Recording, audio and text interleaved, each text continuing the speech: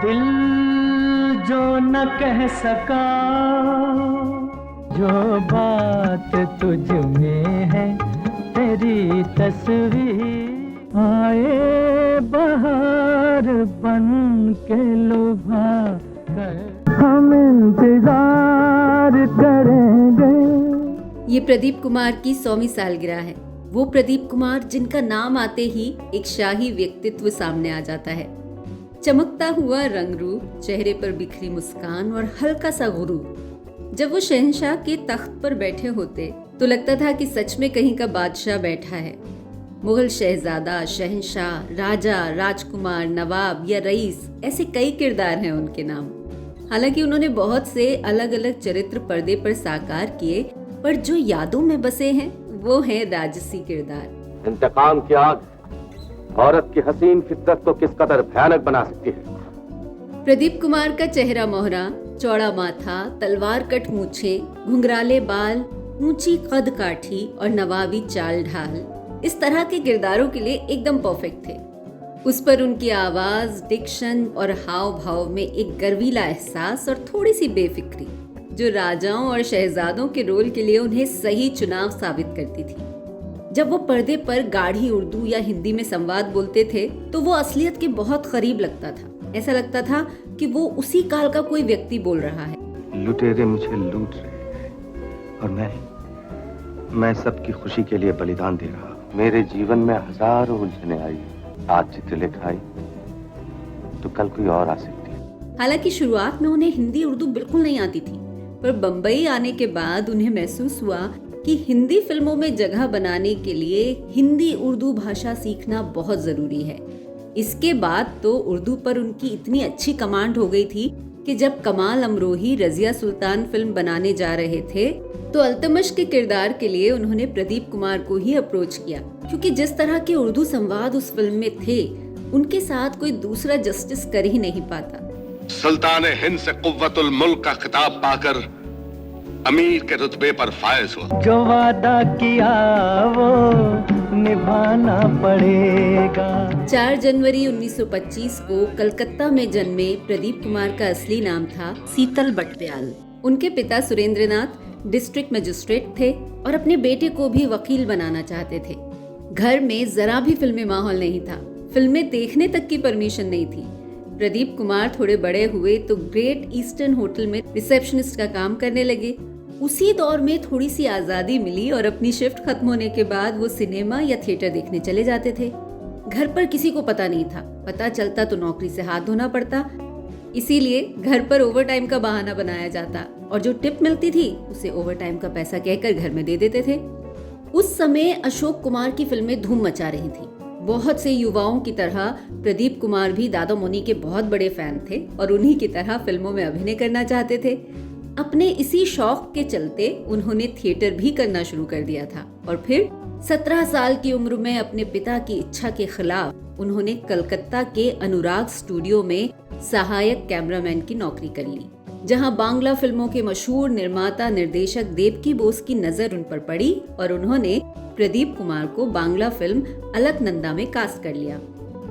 लेकिन प्रदीप कुमार के पिताजी किसी भी हालत में मानने को राजी नहीं थे। तब प्रदीप कुमार देवकी बोस को घर लेकर आए, अपने पिता से मिलवाया, तब जाकर बात बनी। हालांकि कुछ लोगों का मानना ये भी है कि देवकी बोस ने उनकी थिएटर परफॉर्मेंस देखकर उन्हें अपनी फिल्म में साइन किया, पर यह तय है कि उन्हें मौका देने वाले देवकी बोस ही थे। कैमरा के पीछे रहने वाले प्रदीप कुमार जब कैमरा के आगे आए तो इतने नर्वस थे कि कितने गिलास पानी पी गए उन्हें खुद भी अंदाजा नहीं था। लेकिन जब एक बार फिल्मी पर्दे पर आए तो बस छा गए। अब क्या मिसाल दूं मैं तुम्हारी। 1948 में उनकी एक बांग्ला फिल्म आई थी भूली नाई, जो फिल्म मेकर शशधर मुखर्जी को बहुत पसंद आई। वो इसका हिंदी वर्जन बनाना चाहते थे, इसीलिए उन्होंने फिल्म के निर्देशक हेमेन गुप्ता को बम्बई बुलाया और उनसे कहा कि उन्हें हिंदी फिल्म में भी वही हीरो चाहिए। और इस तरह प्रदीप कुमार बम्बई आ गए। हेमेन गुप्ता और एस मुखर्जी ने ही उन्हें उनका स्क्रीन नेम दिया प्रदीप कुमार। लेकिन इसी दौरान लोगों ने कहना शुरू कर दिया कि अरे ये तो बंगाली है, बोलने में वैसे ही एक्सेंट आएगा, ऐसी बातें सुनकर प्रदीप कुमार ने हिंदी और उर्दू सीखनी शुरू की और अपने डिक्शन पर बहुत ज्यादा मेहनत की। इसीलिए लोग अक्सर विश्वास ही नहीं कर पाते कि वो बंगाली हैं। तुम्हारे प्रश्न उत्तर আমি দিতে পারবো না। फिल्मिस्तान के बैनर तले बनी प्रदीप कुमार की वो पहली हिंदी फिल्म जो भूली नाई का रीमेक थी, वो आई 1952 में, आनंद मठ। फिल्म की कहानी बंकिम चंद्र चट्टोपाध्याय के उपन्यास आनंद मठ पर बेस्ड थी, जो सन्यासी विद्रोह पर केंद्रित, और साथ में रोमांस का एंगल भी था। समझ में नहीं आता, अब तुम्हें छोड़कर कैसे जाऊं? हम क्यों मिले? इस फिल्म में उनके साथ पृथ्वीराज कपूर और गीता बाली जैसे मंझे हुए कलाकार भी थे, लेकिन इन कलाकारों के बीच उन्होंने दर्शकों पर अपनी छाप छोड़ी।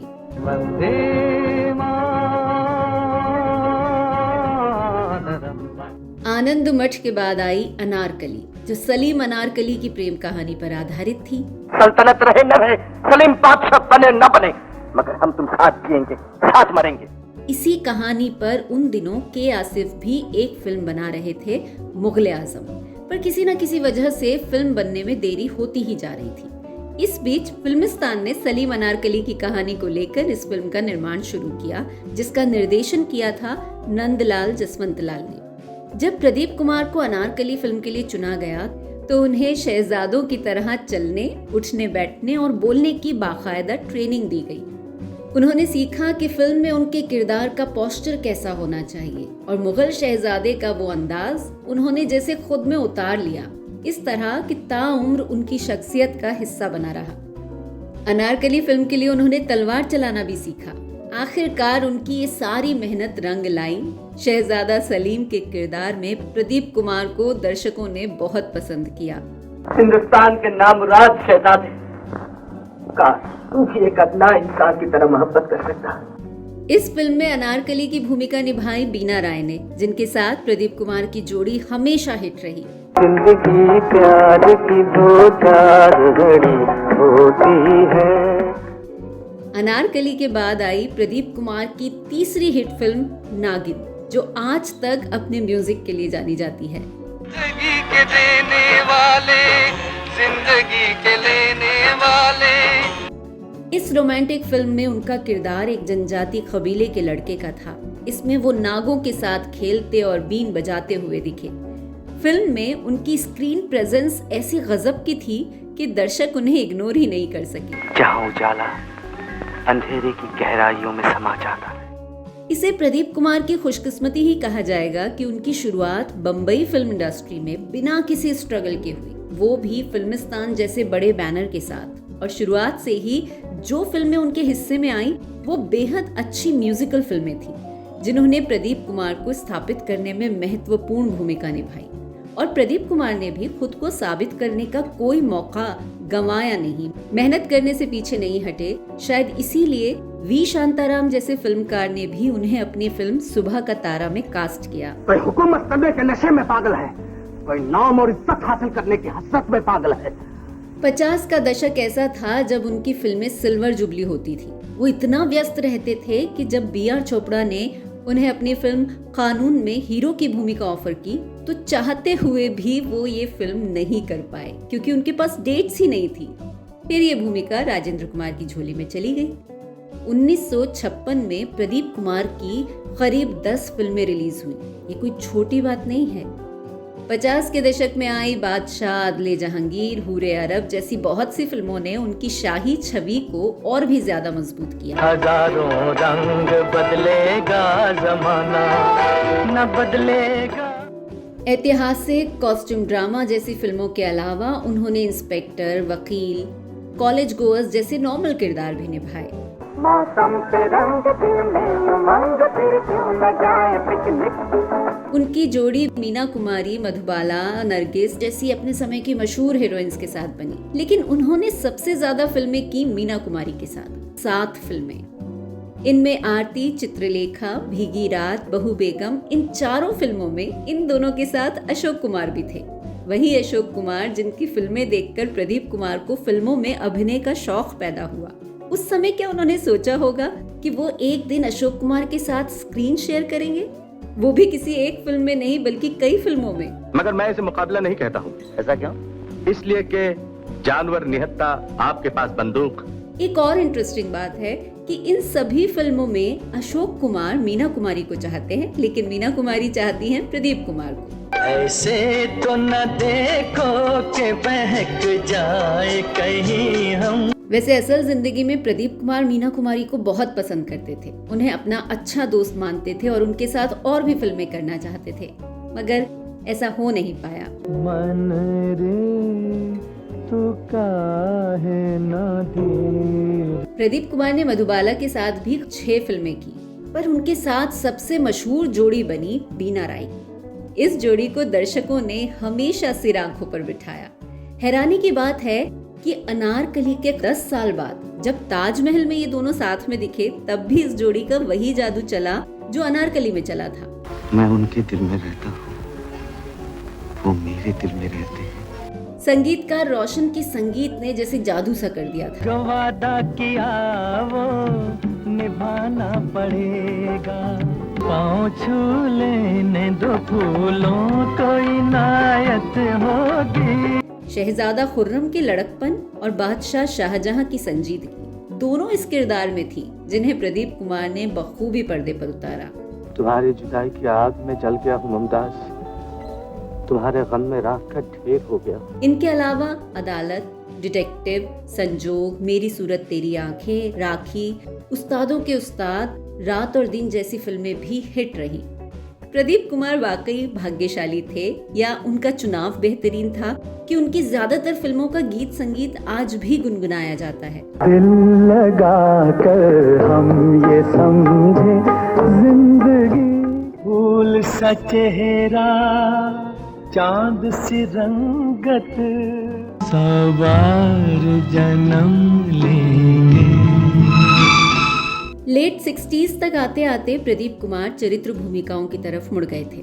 ऐसी फिल्मों में बेहद मशहूर रही संबंध, महबूब की मेहंदी, समझौता, हवस, धर्मवीर, खट्टा मीठा, चंबल की कसम, क्रांति, रजिया सुल्तान, पुराना मंदिर, ऊंचे लोग और ये आग कब बुझेगी। मुझे जो जिंदगी में नहीं मिला उससे तुम्हें क्यों दूर रखूं? तुमने तो कुछ पाया है। अपनी माता के दुलारे बच्चे। अपने दौर के कई दूसरे कलाकारों की तरह प्रदीप कुमार ने भी फिल्म निर्माण में हाथ आजमाया। बतौर निर्माता उन्होंने एक झलक, पुलिस, एक शोला, मिट्टी में सोना और दो दिलों की दास्तान जैसी फिल्में बनाई। दो दिलों की दास्तान का निर्देशन भी उन्होंने ही किया था, मगर ये फिल्में उनके करियर में कुछ बेहतर नहीं जोड़ पाई। प्रदीप कुमार की जिंदगी में प्यार ने दस्तक टीनेज में ही दे दी थी और उसी लड़की छवि के साथ उन्होंने शादी भी की, लेकिन एकदम गोपनीय तरीके से। दोनों के घर वालों को काफी समय बाद इसका पता चला। उनके 4 बच्चे हुए, 3 लड़कियां रीना, मीना, बीना और एक लड़का देवी प्रसाद। अपने बच्चों को लेकर उनका विजन बहुत ही क्लियर था। वो नहीं चाहते थे कि उनके बच्चे फिल्मी दुनिया की चकाचौंध में खो जाएं, इसीलिए उन्होंने उन्हें सालों तक फिल्मी दुनिया से दूर रखा। सिर्फ कुछ एक मौकों पर ही वो परिवार को फिल्मी सेट या प्रीमियर पर लेकर आए, लेकिन होता वही है जो किस्मत में लिखा होता है। प्रदीप कुमार की इच्छा के खिलाफ उनकी बेटी बीना ने अभिनय की दुनिया में कदम रखा, फिल्म और टीवी का एक जाना माना नाम बनी। कभी कभी मुझे ऐसा लगता है कि हम जिस तरह के माहौल को जीते हैं वही हमारी किस्मत बन जाता है। जैसे कई राजा महाराजा बादशाह अपने आखिरी वक्त में अपने ही बच्चों की उपेक्षा का शिकार हुए थे, वही हुआ प्रदीप कुमार के साथ। पत्नी के निधन के बाद से वो 4 बच्चों के होते हुए भी अकेले ही रह गए थे। फिल्में भी नहीं मिल रही थी और सेहत भी साथ नहीं दे रही थी। ऐसे में एक वक्त ऐसा भी आया जब पैसों की तंगी इतनी बढ़ गई कि प्रदीप कुमार को अपनी फिल्मों के राइट्स तक बेचने पड़े। कहा जाता है कि जब उन्हें लकवा मारा तब भी उनके बच्चे ना तो उनसे मिलने आए, ना ही उनकी किसी ने तीमारदारी की। पर जिसका कोई नहीं होता उसका ऊपर वाला होता है और वही किसी को जरिया बना के भेज देता है। एक बार वो गंभीर हालत में अस्पताल के आईसीयू में भर्ती हुए, मगर उन्हें बिल ना भरने के कारण अस्पताल से डिस्चार्ज नहीं मिल रहा था। संयोग से उसी वक्त प्रदीप कोंडलिया नाम के एक कारोबारी अस्पताल आए और जब उनकी नजर प्रदीप कुमार पर पड़ी तो वो उस बुरी हालत में भी उन्हें पहचान गए। प्रदीप कुमार के उस फैन ने अस्पताल का बिल चुकाया और अपने साथ ले आए। उन्होंने ही प्रदीप कुमार के रहने का इंतजाम किया और उनकी देखभाल के लिए एक लड़के सागर चौधरी को रखा, जिसने दिलो जान से उनकी आखिरी समय तक सेवा की। 27 अक्टूबर 2001 को कलकत्ता में ही फिल्मों के इस मुगल शहजादे ने आखिरी सांस ली। तभी तो अल्लाह मियां ने मुझे तुमसे मिलाया, तुम्हारी नेक सीरत से। कभी कभी समझ में नहीं आता कि लाखों के दिलों में जगह बनाने वाले खुद अपने अपनों के दिलों में जगह क्यों नहीं बना पाते। झगड़े मतभेद तो हर घर में होते हैं, पर क्या कोई इस तरह अपने बेबस पिता को अकेले छोड़ देता है? लेकिन हर तस्वीर का एक दूसरा पहलू भी होता है जिससे हम लगभग अनजान होते हैं। इसीलिए सिर्फ सवाल कर सकते हैं, अचरज कर सकते हैं, जवाब तलाश करने की कोशिश कर सकते हैं। मैं जब कुछ सवाल पूछता हूं तो उसका जवाब फौरन मिलना चाहिए। कहाँ थी अब तक? पर शायद कुछ सवालों के जवाब नहीं होते, और जवाब मिल भी जाए तो क्या बदल जाएगा। प्रदीप कुमार अब नहीं है, मगर उनके निभाए किरदार हर प्रशंसक के दिल में जिंदा हैं। फिल्म इतिहास में ऐसे बहुत कम कलाकार हुए हैं जो अपने शाही, नवाबी, राजसी किरदारों के लिए जाने जाते हैं। प्रदीप कुमार का नाम उन्हीं कुछ लोगों में शामिल होता है और हमेशा रहेगा। ये वादा करो चांद के सामने